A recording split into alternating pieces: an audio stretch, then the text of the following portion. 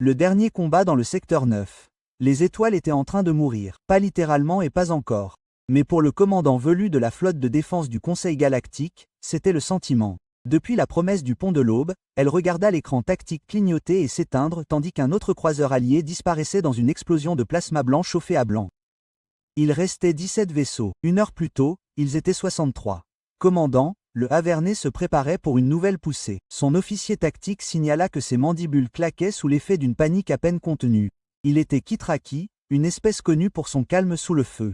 Ce calme avait disparu à présent. Belr ne dit rien. Qu'y avait-il à dire? La bataille était déjà perdue. De l'autre côté du vide noir du secteur 9, l'ennemi attendait. 300 vaisseaux de guerre Haven étaient suspendus en formation géométrique parfaite. Un mur vivant de vaisseaux kitanolés qui pulsait d'une menace bioluminescente. Il ne se pressait pas.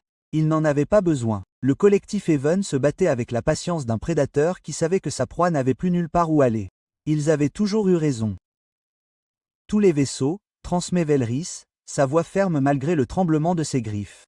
Repliez-vous en formation défensive. Concentrez vos tirs sur leurs dreadnoughts de plomb. Si nous devons tomber, nous tomberons en combattant. Des accusés de réception défilèrent sur sa console. Des paroles courageuses d'équipage mourant. Le Haven avança. Leurs armes parlèrent en premier, des lances d'énergie cramoisies qui traversèrent la distance en un clin d'œil. Le bouclier de Tyros fut touché de plein fouet, ses boucliers s'effondrant comme du papier de soie. Le frigo Windrunner tenta de s'échapper, mais le Haven tira en salve. Des algorithmes prédictifs planifièrent toutes les voies d'évacuation possibles. Il n'y avait pas d'échappatoire. Velu vit des vaisseaux dont l'équipage était composé de personnes qu'elle connaissait depuis des décennies tout simplement cesser d'exister. La balise de détresse continuait d'émettre, dit doucement son officier des communications. Aucune réponse. Guillemets double. Bien sûr, il n'y en eut pas. Le Conseil galactique avait déjà évacué ce secteur. Les mondes centraux préparaient leur dernière défense, non pas pour gagner, mais pour gagner du temps pour les flottes d'évacuation. Le secteur 9 était un sacrifice. Tout le monde ici le savait. Tout le monde s'était porté volontaire de toute façon. Commandant, la voix de l'officier des capteurs se brisa, quelque chose qui n'était pas vraiment de la peur. Nouveau contact. Un seul vaisseau émergeant de l'hyperespace à Mark 77 Alpha. Les yeux de Felris se posèrent sur l'écran. Une icône bleue apparut au bord de l'espace de combat, loin derrière la formation du Haven. Une identification de vaisseau, demanda-t-elle. Configuration inconnue. La signature de la coque ne correspond à aucune signature connue. Attendez. Les vrilles de l'officier se figèrent sur sa console. Il répond à notre balise de détresse. Audio uniquement. En cours de transmission. Des parasites emplirent la passerelle, puis une voix plate filtrée par un logiciel de traduction. C'est l'UESS Retribution qui répond à l'appel de détresse du Conseil galactique. Arrivez à votre position. Préparez-vous. Silence. Vous demandez, murmura quelqu'un. Terre unie. Velu sentit son sang se glacer, mais pas de peur. De quelque chose qu'elle croyait mort depuis longtemps. L'espoir. Les humains. Elle respira. Ils sont vraiment venus. Le Haven remarqua le nouveau venu. Bien sûr qu'ils l'ont fait. 300 vaisseaux de guerre commencèrent à tourner. Des réseaux d'armes traquent le seul vaisseau qui a osé pénétrer dans le champ de bataille. Les données défilent sur les écrans de Velu tandis que les capteurs de son vaisseau parviennent enfin à détecter correctement le vaisseau humain. Il est massif, presque 2 fois plus long qu'un dreadnought Averne. Sa coque est anguleuse et brutale. Aucune courbe élégante, aucune considération esthétique. Il ressemble à ce qu'il est, une arme. Le plaquage gris acier absorbe les rayons des capteurs. D'énormes pièces de rechange pour les moteurs brillent d'une fureur à peine contenue. Ils envoient un vaisseau, dit l'officier tactique, le désespoir reprenant sa voix. Un vaisseau contre 300. Puis le Retribution ouvre le feu. La balle en tungstène franchit la distance à 30% de la vitesse de la lumière. Elle frappe le premier dreadnought Averne avant même que leur bouclier ne puisse détecter la menace. L'impact cinétique est catastrophique. Le dreadnought n'explose pas. Il se désintègre, déchiré par la physique elle-même. Des débris en fusion sont projetés vers l'extérieur, attrapant 2 croiseurs voisins et les paralysant instantanément. La flotte Averne recule. Le pont de Bélus explosa de chuchotements choqués, mais elle ne pouvait pas détourner les yeux de l'écran. Le vaisseau humain accélérait, brûlant droit au cœur de la formation ennemie. Ses moteurs laissaient une traînée de feu bleu-blanc à travers le vide. Magnifique et terrible. Le Haven se rétablit rapidement. Ils étaient un esprit de ruche. Le choc ne dura que quelques secondes. 300 vaisseaux se retournèrent d'un seul coup et déclenchèrent l'enfer. Rayons d'énergie, torpilles à plasma, missiles cinétiques. Une puissance de feu suffisante pour vitrer une planète convergea vers l'unique vaisseau humain. Les boucliers de rétribution s'embrasèrent comme une étoile nouveau-née.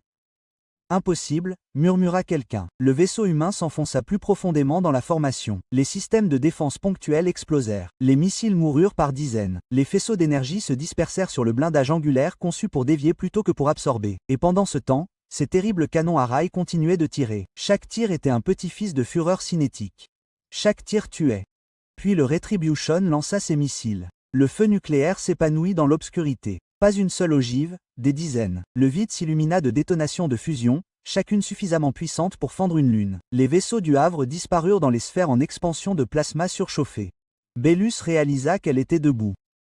Réalisa que tout son équipage de passerelle était debout, regardant dans un silence stupéfait le dreadnought humain déchirer la formation ennemie comme un couteau dans la chair. La voix revint, toujours plate, toujours calme. Les vaisseaux du Conseil vous recommandent de dégager la zone d'engagement. Ça va être bruyant. Les canons principaux du Retribution commencèrent à charger. Felris pouvait le voir sur les capteurs. Une accumulation d'énergie massive, bien au-delà de tout ce que le Conseil avait jamais déployé. Tous les vaisseaux, ordonna-t-elle, sa voix tremblante, entre terreur et euphorie. Retraite totale. Écartez-vous maintenant. Tandis que sa flotte reculait, Felris observa le vaisseau humain se dresser seul contre 300 ennemis. Et elle réalisa quelque chose qui allait résonner dans toutes les espèces, tous les mondes, tous les esprits qui assistaient à cette journée. L'humanité s'était tue après que le Conseil eut rejeté sa demande d'adhésion. Ils avaient été considérés comme primitifs, ignorés, oubliés. La galaxie était sur le point de se rappeler pourquoi cela avait été une erreur. La colère de la Terre, le collectif Averne ne comprenait pas la peur. La peur était une réponse individuelle, un mécanisme de survie né de la connaissance que l'on pouvait mourir, que son existence pouvait prendre fin.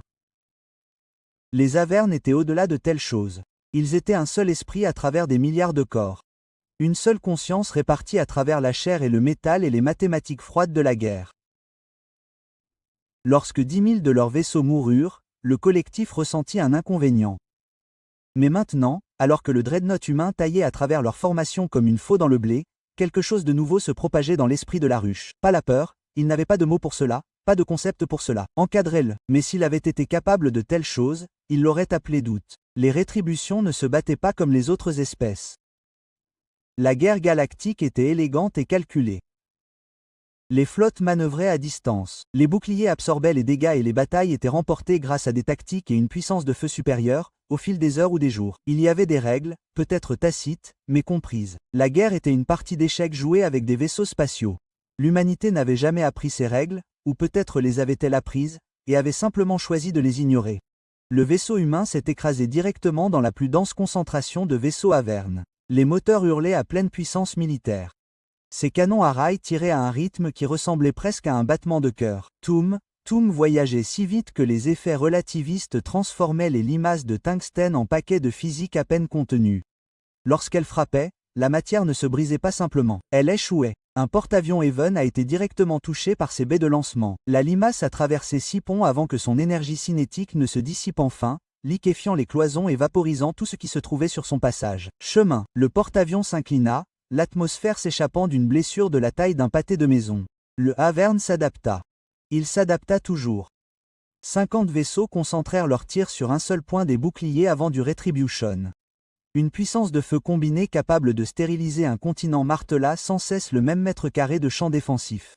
Cherchant le point de rupture, les boucliers se déformèrent, vacillèrent, tinrent bon. Puis le Retribution roula. La manœuvre était impossible pour un vaisseau de cette taille, ou aurait dû l'être. Les dreadnoughts n'effectuaient pas de manœuvre d'évitement. C'étaient des forteresses mobiles, troquant l'agilité contre le blindage et la puissance de feu. Mais le vaisseau humain se tordit comme un avion de chasse, présentant de nouveaux angles de bouclier tandis que sa grille de défense ponctuelle illuminait le vide. Des milliers d'obus de petit calibre déchiquetèrent les missiles entrants. Des grappes laser brûlèrent les ogives des torpilles avant qu'elles ne puissent s'armer. Et malgré tout, les canons principaux continuèrent de charger. À bord de la promesse de l'aube, Felris regarda les relevés de ses capteurs atteindre des portées qui ne devraient pas être possibles. Pic d'énergie provenant du vaisseau humain. Son officier tactique fit son rapport, la voix tendue. C'est énorme, commandant, plus puissant que la puissance de sortie combinée de toute notre flotte. Quel genre d'arme? Commença Bellus. Le Retribution tira ses batteries principales. Les faisceaux étaient d'un blanc bleuté, presque trop brillant pour être regardé, même sur des écrans filtrés. Il ne pulsait ni ne lançait. C'étaient des flux continus d'énergie dirigés qui reliaient le vaisseau humain à ses cibles comme des ponts faits de feux stellaires. Les dreadnoughts Avern pris dans ces faisceaux fondirent tout simplement. Un blindage capable de résister aux tirs de plasma. Un blindage de coque conçu pour être détruit par les armes à énergie, et rien de tout cela n'avait d'importance. La chaleur était trop intense, trop concentrée. 3 dreadnoughts moururent dans la première salve, cessèrent tout simplement d'être des vaisseaux et devinrent des nuages en expansion de vapeur métallique surchauffée. Mère des étoiles, murmura-t-elle. La formation Avern s'effondra vers l'intérieur, abandonnant sa géométrie parfaite pour une concentration brute de force. S'il ne pouvait pas se défendre, il serait submergé. 200 vaisseaux convergèrent vers le Retribution de tous les côtés, au-dessus, en dessous. Il n'y avait nulle part où s'échapper. Le vaisseau humain n'essaya pas de s'échapper. Au lieu de cela, il fit exploser un anneau d'ogive nucléaire dans une sphère parfaite autour de lui. Les capteurs s'éteignirent. Lorsqu'ils disparurent, Velu vit les conséquences. Des dizaines de vaisseaux Avern dégringolèrent dans l'espace, des trous brûlés, des systèmes défaillants. Le Retribution émergea du centre de la blasphère. Les boucliers vacillaient mais étaient intacts comme un démon sortant de la fournaise de l'enfer. Comment? Quelqu'un sur le pont demanda. Comment se fait-il qu'il ne soit pas mort? Felra fixa l'écran tactique du vaisseau impossible qui refusait de mourir. Et quelque chose se produisit dans son esprit. Loin dans le passé, un souvenir précis. La Terre implorait l'adhésion au Conseil mondial, sans succès. La délégation humaine s'était montrée polie mais ferme lorsque le Conseil avait suggéré d'adopter des technologies défensives standards. Nous apprécions l'offre, avait déclaré l'ambassadeur humain, mais nous nous en tiendrons à ce qui fonctionne pour nous. Le Conseil l'avait pris pour de l'arrogance, un entêtement primitif. Ils avaient eu tort.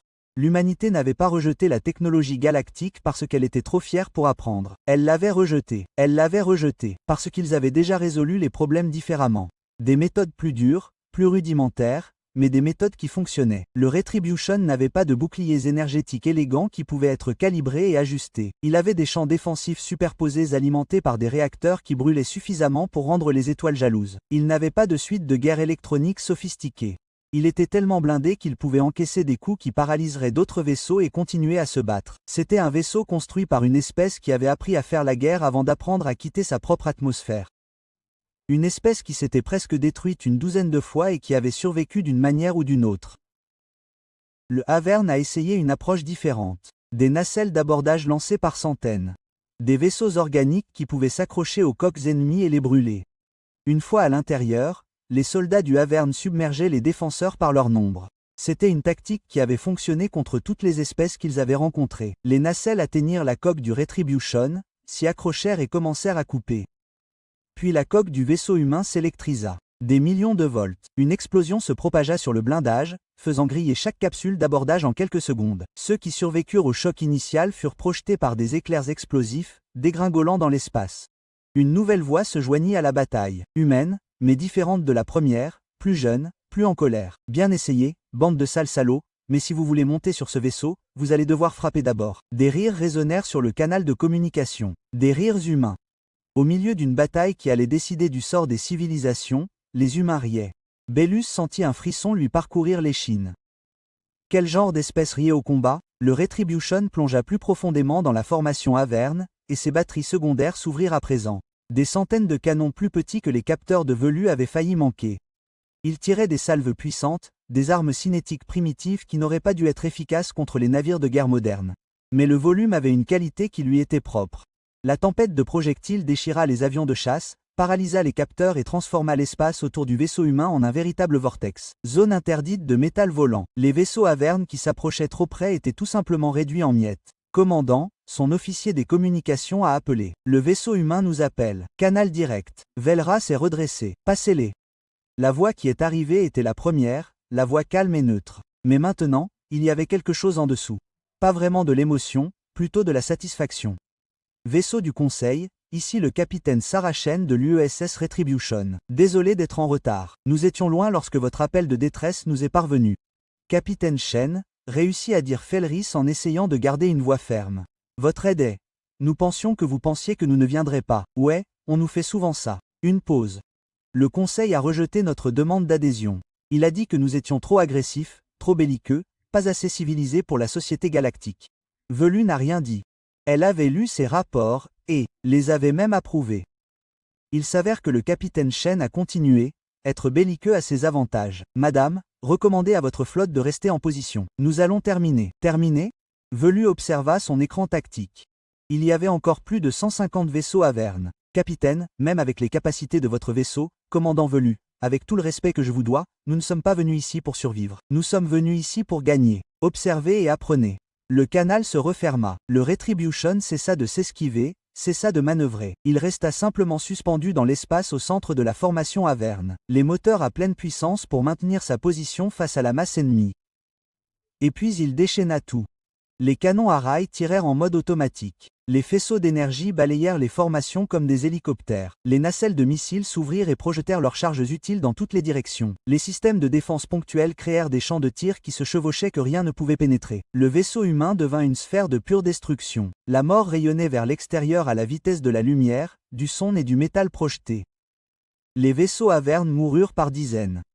Puis, par dizaines, l'esprit collectif, pour la première fois en 1000 ans d'existence, fit un choix né non pas d'un calcul, mais de quelque chose de plus profond. La flotte du Havre se brisa. Ils se dispersèrent, abandonnant leur formation, leur tactique, abandonnant complètement le système. Leurs moteurs hyperspatiaux s'enflammèrent et ils disparurent, ne laissant derrière eux que des débris et le silence stupéfait des survivants. Velu fixa ses écrans avec incrédulité. Le Havre ne battit pas en retraite. Il n'avait jamais battu en retraite, pas une seule fois sur 100 systèmes conquis jusqu'à présent. Le châtiment pendait dans le vide, meurtri mais intact, entouré des débris de 300 vaisseaux de guerre ennemis. Ses moteurs s'éteignirent, ses armes s'éteignirent,